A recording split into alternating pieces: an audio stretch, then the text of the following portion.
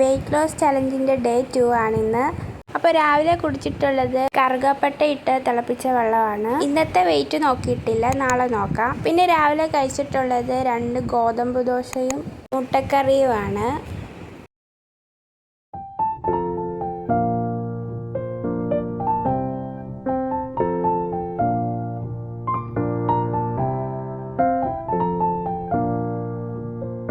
ഉച്ചയ്ക്ക് ചോറും ചീരയും മുരിങ്ങയിലയും മത്തനിലയും പിന്നെ മധുരക്കിഴങ്ങിൻ്റെ ഇലയും കൂടെ എല്ലാം കൂടെ മിക്സ്ഡ് ആയിട്ടുള്ളൊരു തോരനും പിന്നെ ചിക്കൻ കറിയും കൂടെയാണ് കഴിച്ചിട്ടുള്ളത്.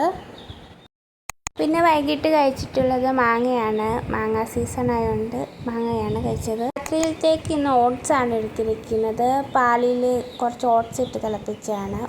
പഞ്ചസാര ഇട്ടിട്ടില്ല, ഉപ്പ് മാത്രമാണ് ചേർത്തേക്കുന്നത്.